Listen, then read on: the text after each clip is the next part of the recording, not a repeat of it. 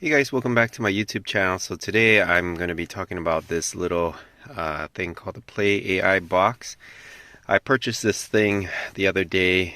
So what it is just like a little Android box basically. And so this is how it comes. It came basically like this. And what you get inside is you have an instruction manual as well as a USB-C cable, but I'm using my own personal cable only because I've already have got one from before. And then you have an instruction manual there. This thing is very straightforward. So I picked this up because as you guys know, I have a 2019 Corolla Hatchback, and the Corolla Hatchback, it comes with Apple CarPlay. And so previously I had an Apple phone, but that eventually broke and I didn't really want to get a new Apple phone. So I switched over to Android. It's the phone system that I've always been using for quite a while. And I just kind of like it a little better, and it's also kind of cheaper. Times are really tough now. So, but one problem is with the Corolla 2019 hatchback in particular, you can't get the Android audio to work unless you upgraded your radio station, which you could do at the dealership. From my understanding, they were doing some kind of offer if you brought it in. I'm not exactly sure how much it would cost, but with this option here, it's a little different. One problem is that the screen that comes with the Toyota Corolla, it's not that great, so you don't get the best image that you could probably get. But I'm just going to go off and show you what this thing is like. And it's also kind of a review video for the product. I'm not sponsored by these guys. I just picked this up. And from my understanding, there's multiple versions of this product. This in particular is the Playaibox 9999 Plus, I believe. But they also have a light, they also have an ultra. This is the mid-tier version. I can't remember off the top of my head what the specs are, but it's supposed to be on one of the, I guess, average to above average systems for this kind of product. There are many different products out there. I can't really tell you which one is better than the other because I've never experienced it, but with this product, I'm very happy. So in order for this thing to work, you need to have a system that is allowable with OEM CarPlay. So this car in particular already has it, but it does not have Android Audio. So I'm just going to go off and show you what it can do, and I'm just going to push the power button to my car. All you have to do is connect that USB-C cable, and with the USB-C cable, it's going to have to be plugged in there for this car, but for other people it may be plugged in other places. So as you start up the car, you're going to go through its normal cycle. I'm going to turn on the volume just in case of any copyright type things. So you're going to go down and it's going to start up as is, and it'll actually show up. The first time you do it, you will have to connect it through the AI box.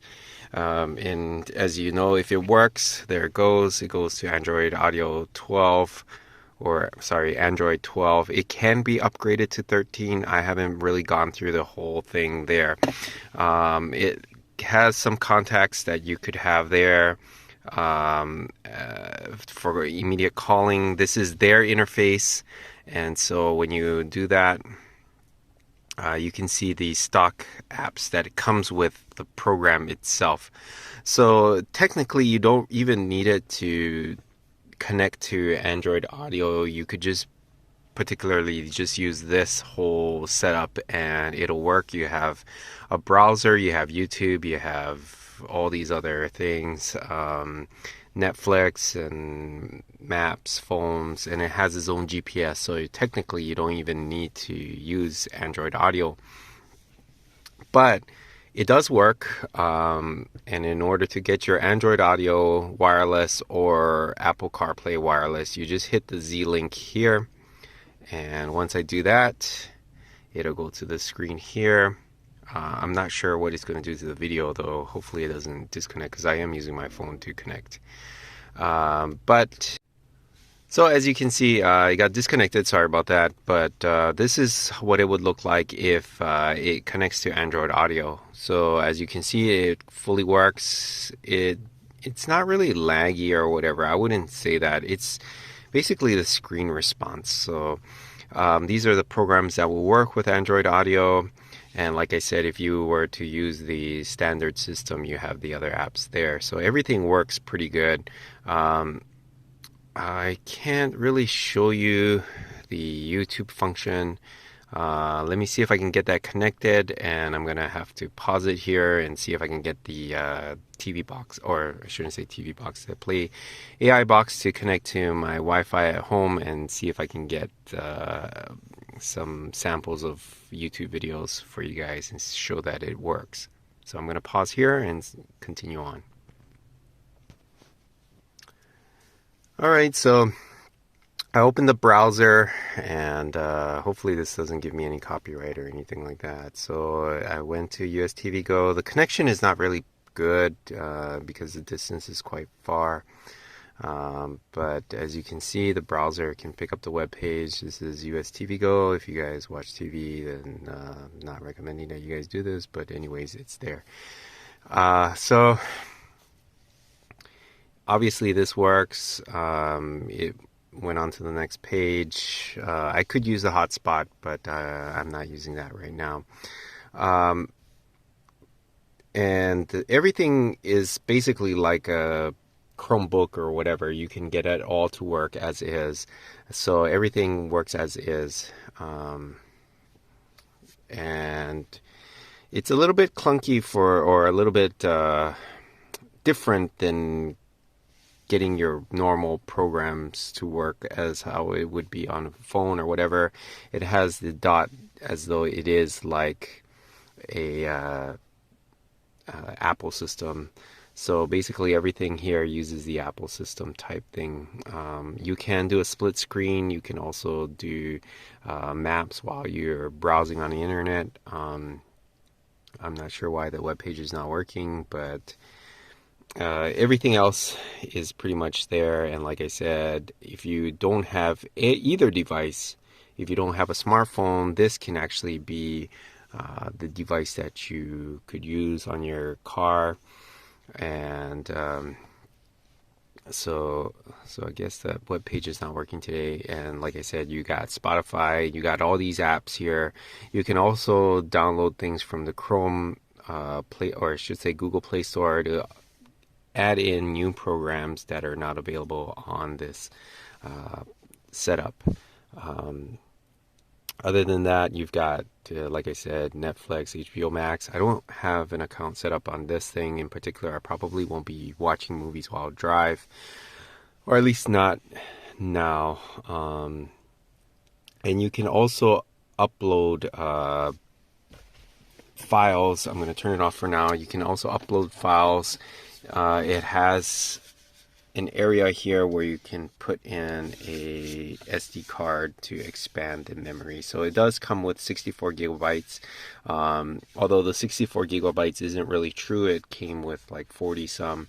I may install music, and then I don't even have to bother using my phone to connect to the Android Audio, because the functions that you get with just the box itself is pretty good. And so I don't need to bother having to connect it every time, and it will respond quicker if I do it that way.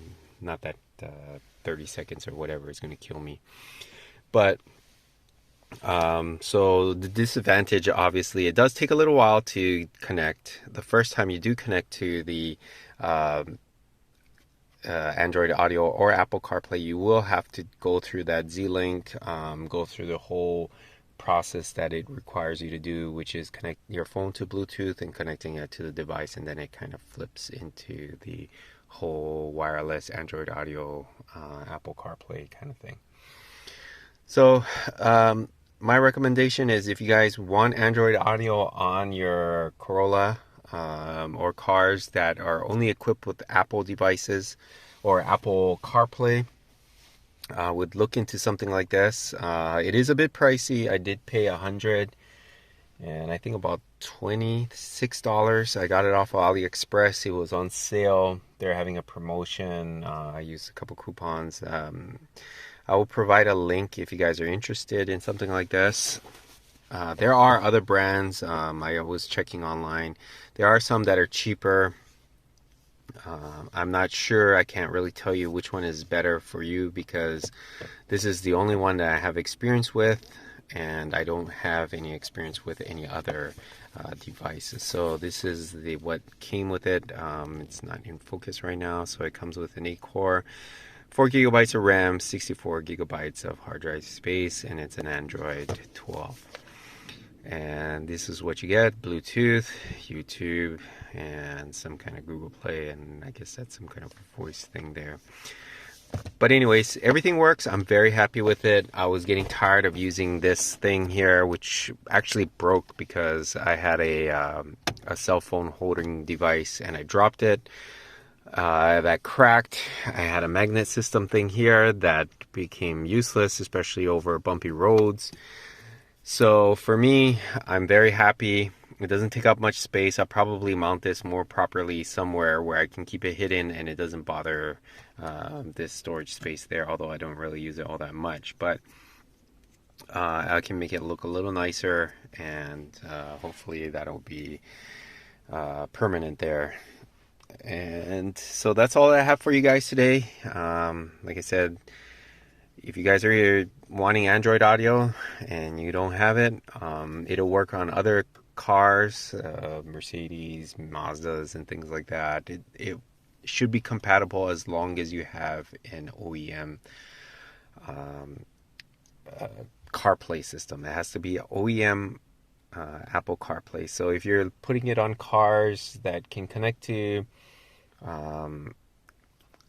like a music play by Bluetooth, but doesn't have Apple CarPlay, doesn't have Android Audio, then this will not work. So just be aware of that. And if you guys have any questions, it is kind of a newer device, I guess. So you guys can leave comments down below. If I need to make another video to help you guys out, I'll do that right away. And like, share, subscribe, and I'll see you guys next time. Thanks.